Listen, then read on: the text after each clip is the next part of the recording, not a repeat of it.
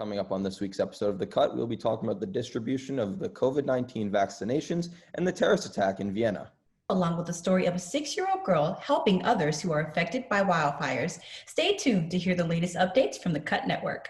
Election day was on Tuesday, but the results are still a long way from being final. Molly Hudson gives you a breakdown on the latest election news and what's to come. It has now been 3 days since Election Day, and we still don't have the final word on who will be the 46th President of the United States. I'm standing outside the Maricopa County Election Center, where Trump supporters continue to demand that every single vote be counted. In the local election, U.S. Senate Democratic candidate Mark Kelly stays ahead of the incumbent Senator Martha McSally. We are down to 6 key states that could determine the next president. As of 9 a.m. Arizona time, Trump holds a lead in North Carolina and Alaska. Overnight, Biden gained a lead in Georgia and Pennsylvania, and he continues to lead in Arizona and Nevada. As a swing state, Arizona has not voted blue since 1996. This will prove the West state a pivotal one in the race to 270 electoral votes. As of Arizona's ballot drop this morning, Biden holds the lead by 1.4% ahead of Trump. The next ballot tabulation will be released tonight at 7 p.m. Follow the Cut Network on social media at @thecut_network for an election special as the race to the presidency continues across the nation. For The Cut, I'm Molly Hudson.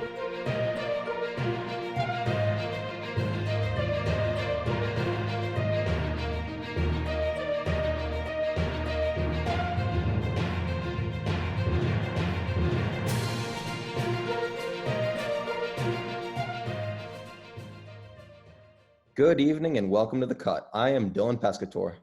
And I'm Camila Williams. Thank you for joining us. We are excited to be back for the 4th episode of the season. Although we will bring the show to your homes virtually this season, we will continue to be your source for the latest news coverage. With coronavirus cases on the rise, many are concerned about when a vaccine will be ready. Adriana Gonzalez Chavez tells us what some researchers are saying about the potential vaccine distribution.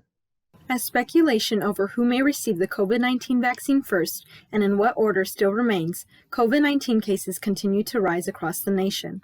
Johns Hopkins University reported that a minimum of 31 states have had at least one new record day of coronavirus cases in the month of October, and nearly 50,000 patients are currently hospitalized with the virus, according to CNN news source. Researchers at Stanford University are currently working on a vaccine, but some have concerns that the vaccine may not be equally effective on people that have compromised immune systems. Dr. Bali Palendram, an immunology researcher working with Stanford University, is afraid that when there is a vaccine, distribution may not be as fast as some may hope. He also believes that the development of roughly a half dozen vaccines this year has been a major achievement in itself. Once a vaccine is out, government officials may struggle deciding who will receive the vaccine and in what order. As of right now, vaccine distributions will prioritize healthcare workers, first responders, and the elderly. A fellow immunology researcher, Dr. David Relman at Stanford, says the people receiving the vaccine after that still remains unclear. It would then be up to officials to decide who they deem essential next. Dr. Relman also believes officials will have to ask, quote, "How essential is essential?" End quote. Minority groups that have been heavily affected are speculated to be next in line. According to CNN news source, the government administration, as of right now, has claimed that the vaccine will be free of cost, which has many state governors worrying where the money will come from. Insurance companies have been unclear what their guidelines are to cover the cost of a vaccine. Plans as of right now show that the vaccine will come out in phases, and which vaccine people will choose to get is unknown. People may choose to receive several different vaccines as they come out.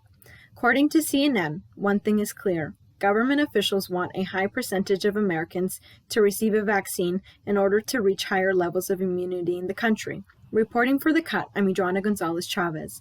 A terrorism attack in Austria left several dead and even more injured. Maria Stobbs has more on what happened on the tragic night in Vienna.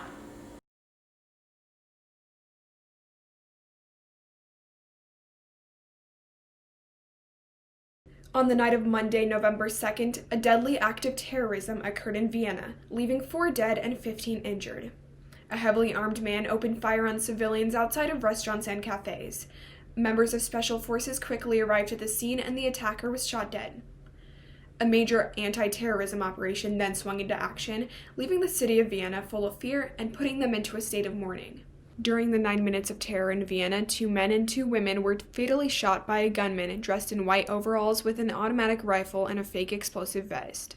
The initial attack, beginning around 8 p.m., was centered on the busy shopping and dining area near Vienna's main synagogue.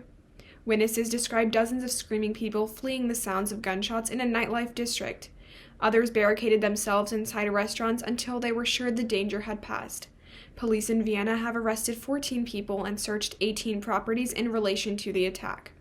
The gunman has since been identified as a 20-year-old Islamist terrorist who was released early in December from jail after trying to join the Islamic State group in Syria.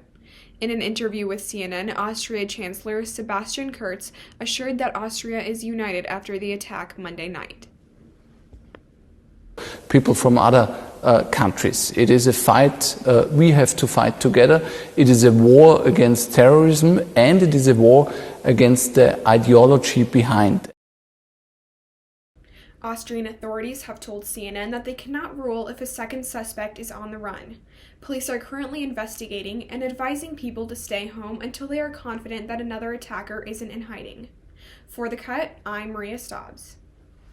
With so much going on in the world, it can be hard sometimes to stay positive. But one little girl is hoping to remind people to stay strong during these hard times. Tabitha Bland has the heartwarming story that starts with a stuffed animal. As tensions increase due to the election and the pandemic, it's important to remember that love is still around us. It might just be in the smallest of places, or in this case, the smallest of people. 6-year-old Charlotte from Colorado is a reminder to have compassion for one another, especially during difficult times. I hope these help you, I think. Okay, here you go.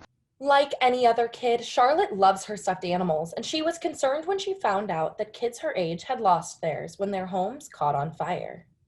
Just asked if any kids had lost their homes, and I told her that there were probably some that had.